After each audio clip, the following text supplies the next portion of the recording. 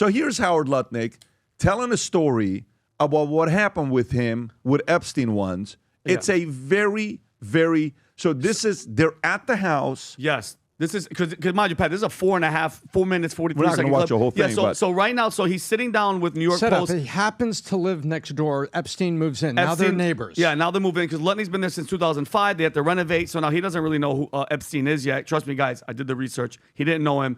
So, and by the way, he's sitting down with the New York Post, Miranda Devine. So Epstein, I'll fill you up to this point. Epstein's assistant comes, knocks on Howard Lutnick's door and goes, hey, Mr. Epstein is your new neighbor. He wants to bring you over for coffee. He's giving them a tour at him. And even Howard Lutnick is like, bro, the house is ridiculous. It's huge. And this is when he shows a part of the house and it gets a little weird. Go ahead, Rob. So he gives me a tour in the living room, big living room. And then across from it is double doors. I assume it's the dining room. Yeah. And he opens the doors and there's a massage table in the middle of the room. Ooh. And candles all around and stuff. So I ask very insightful, cutting questions. I say to him, massage table in the middle of your house? How often do you have a massage? And he says, every day. And then he gets weirdly close to me. Ooh. And he says, and the right kind of massage. And his wife is with him. Now my wife is standing here. So she looks at me and I look at her and we say, I'm sorry, we have to go. And we left. And in the 6 or 8 steps it takes to get from his house to my house, my wife and I decided that I will never be in the room with that disgusting person ever again. God. So I was never in the room with him socially, for business, or even philanthropy. If that guy was there, I wasn't going because he's gross. Okay, now stop it, Rob. So now There's another part, though, that's coming. So now it keeps going, guys. And he's just, and by the way, I don't, in that world, I don't trust any of the old people that I believe exactly what the hell he's saying. He's like, I'm disgusted. Because everybody, once you put Howard Lutnick next to Epstein, everybody was like, oh, he's in. No. It's not analysis. It's not first-time knowledge. Yeah, witness. So now this next one, guys, and Robbie, I would start it, Rob, started about 3 minutes.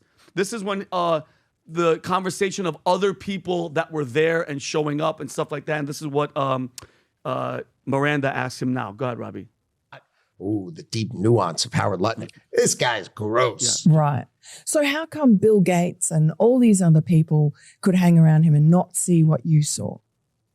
Or did they see it and ignore it? Or no, they participated. Boom. Boom. That's what his MO was, get a massage, get a massage. And what happened in that massage room, I assume was on video.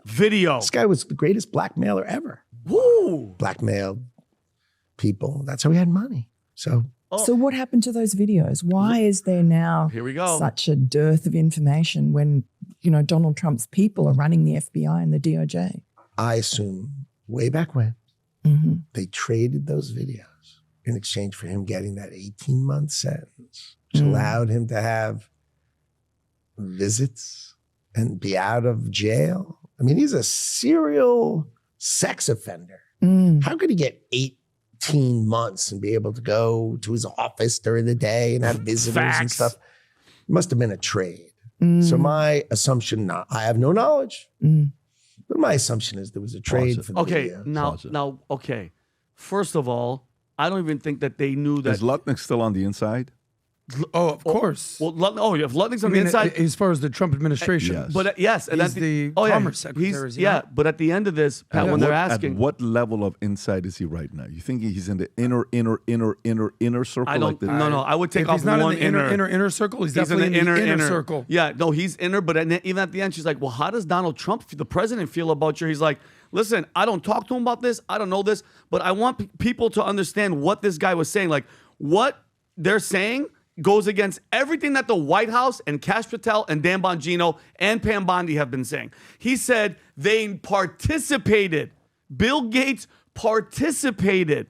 And he's assuming, which allegedly, allegedly. But think about great word. But he said assuming, which is allegedly. Like he's listening. Plug your shirt here, buddy. Yeah, think about it. He's hearing stuff. We're learning. He's on the inside. He's heard things. He's heard a lot of things. I'm pretty sure he's picked up on the old Bill Gates and and the connection with Bill Clinton and Mark Middleton and him committing suicide. And by the way, him bringing Epstein, when Epstein would visit Bill Clinton in the White House all those times, 11 times or whatever, Epstein would come with different younger women each time. And the guy that signed him on hanged himself in front of his house with the wire and shot himself in his chest, and they couldn't find the gun. This is crazy. This is very, very like revealing. Actually, there's something very. Do you remember when we went by his house? Do you remember Yes, when we yes, were, of course. We were went running his by house and it. there was security, everything that was there. Yeah, yeah. I mean, look, I like his answer, and but it is contradictory to the White House, to the White official House. narrative. Yeah, so it is contradictory to the narrative, but you got to give him props for telling his experience with Epstein and how horrible it was, and what experience. By the way, what year is he talking about? 2005 is when they had the house, sense. and then he was arrested in 2008. 2005, he's at the house. 2008. So when did the president kick him out of Mar-a-Lago? 07 or 08? Oof, I don't know. Because he was. So Rob, can you find out when did Epstein not? Was he not able to go back to Mar-a-Lago? Tom, what do you think about the story here with Howard Lutnick? I have a couple views on it. And the first is, why would Howard, right now, with all that's going on and with all the success Howard has had, let's face it, he has the distinction of running one of the most successful presidential transitions ever. In that he and Susie Wiles picked people, helped interview him. He's had this great success. Why would you go get in the mud pit of the Epstein stuff? You could stay way out over here talking about other things. There's speculation that he was interested in Bessent's position if Bessent went to Fed. But then they said, no, Bessent's not going to go to Fed. He's going to stay right where he is. And so why, with all of that and all the gloss that you've got, why would you do the interview like this unless one thing, it's true? That's what I think. Why would you even get in the mud? You just said these two things. So are you saying this is his way of getting back for not getting Bessent's job? Oh, no. I mean, he was getting, if Bessent goes to Fed, Lutnick was a leading candidate to step into Bessent's. So why talk about this stuff now? So, yeah, see, I think either it's true or... Why would he lie? I believe it's true. I That's believe right. him. The guy's next door to him, so why would he lie about something like this? That's exactly And remember right. what he said. What's the part about this that you can't lie about? He says, I'm standing there, and my wife is standing right here. And then he I gets said, close. Jeffrey, we have to go. And then they leave, right? And we take the 6 steps to my house, or whatever words he used. So I don't know why he would lie about something like this. That's right. Yeah. There's no reason for him to lie. There's no reason for him to get in the mosh pit. And why would he say the greatest blackmailer ever? Like, he knows stuff. I think, Vinny, I've come to a conclusion. Yeah. I know where it's at. Yesterday, we have people over at the house for Dylan's birthday, and we're talking, and a couple of the guys that are there, like, we just want to let you know we watch a podcast for a long time. So, it's great, fantastic. It's okay. So, what do you think happened here with Epstein? They're kind of, it's like you can always tell what people are interested in. Of course. Okay, so this one was the Epstein interest. I said, what do you think?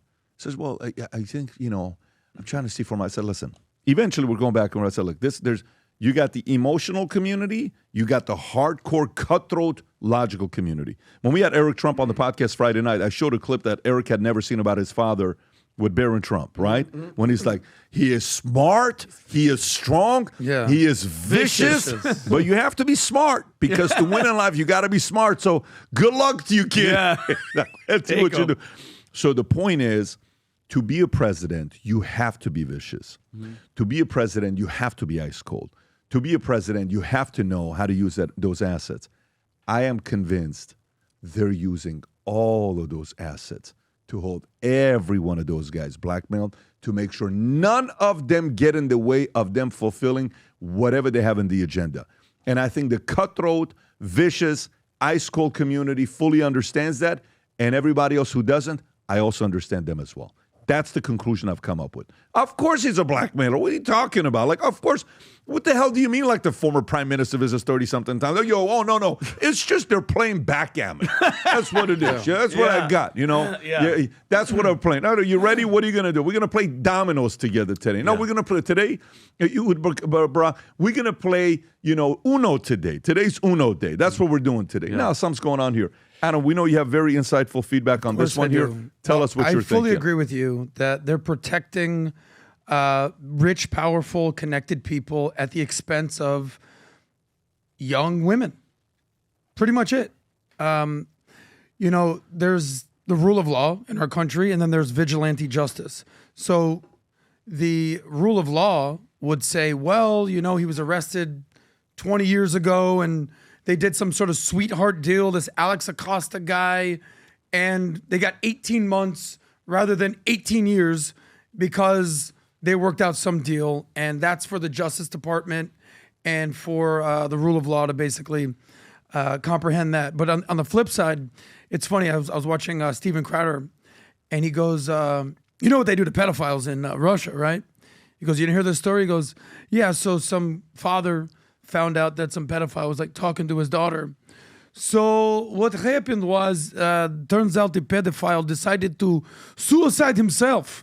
And he dig grave for 30 feet, and he stabbed himself in the back 25 times. Whoopsie! I guess he suicided himself. So it just basically shows, in Russia, they'll deal with a situation with vigilante justice. Now, one might say, he got exactly what he deserved, bro. He's a pedophile. On the flip side, in America, we have to deal with rule of law. And sometimes you might not like the outcome of the rule of law, but that's for the Justice Department or whoever it was that made that deal. I fully agree with you that they're protecting rich, powerful people. You just sounded like the guy from Despicable Me. Yeah, the bald guy with the... What, is this person a good person? You just sounded like the guy from Despicable Me. I'm from Baku, PBD. Baku, Azerbaijan. This is me. Let me ask you a question. Did any of the people that were at your house talking, did any of them believe that Trump is, meaning not Trump is guilty, but that these guys are like, hey, listen, we have all this footage, we have CIA, Mossad, whatever, and they're like, we're in control. You're not putting any of this out there. No. None of them had that ad. No. Okay. But did we cover this one time? No, Vinny, that to me is out the window. That to me is out the window. Okay. And the reason for it is because do you believe the call that Trump made screaming at Netanyahu about what happened with Qatar? 100%. Do you believe that it happened? Yeah. Do you believe, did you not just see that Netanyahu came and apologized to Qatar of what they did without telling the president? Yes. Yes. Do you think a person who has that kind of blackmail on our president would allow anyone to talk to him like that? No way. No. Then it's done. Yeah. That's where I'm at. Because whoever has blackmail has authority. And Netanyahu shows me no authority around Trump. And I know at one point I'm like, maybe there is. Maybe let me watch it. But then when you hear multiple times, we're like, yeah, we have decided to build on Gaza. We're thinking about putting a Trump Tower or something like that. And then Netanyahu makes the famous look. Do you remember that one? Yeah. No. This guy's a funny guy. No, he is toying with these guys. But do I think he has, the ice cold blood? Like, do I think his blood is pure ice cold? I think it's got a drop of warm red blood in it, and he hides it. He makes sure you never see it. Because when I asked Eric Trump multiple times, I said, so have you seen your dad get emotional? First, we talk about driving. He says one time he's driving in a Rolls Royce and everybody's flipping him off. He says, look, everybody loves me here. 55 miles an hour in the Jersey Turnpike. Did he ever make you breakfast? Oh, no, he never made us breakfast. Did he ever cry? Yeah, we all got emotional with this last election. Yeah. He didn't want to say it, but he said we all got emotional with this election. I believe him. Look at this. That's the Mar-a-Lago to the left. And look, can you imagine Trump at a gas station filling up the tank with his... gas is $1.29. Now he says he doesn't drive at no, all. it's actually 29 cents. That's how cheap. No, I'm kidding. And even Eric Trump said there's a picture. Thanks, Joe Biden. Eric gas talked about under this. Trump used to be 29 cents. Yeah. So, Eric referred to, I think now Eric it's used the word epic. He said $4.79. there's also a picture of him at the car in the pink shirt that's rather epic. Yeah. Because he's at a gas station.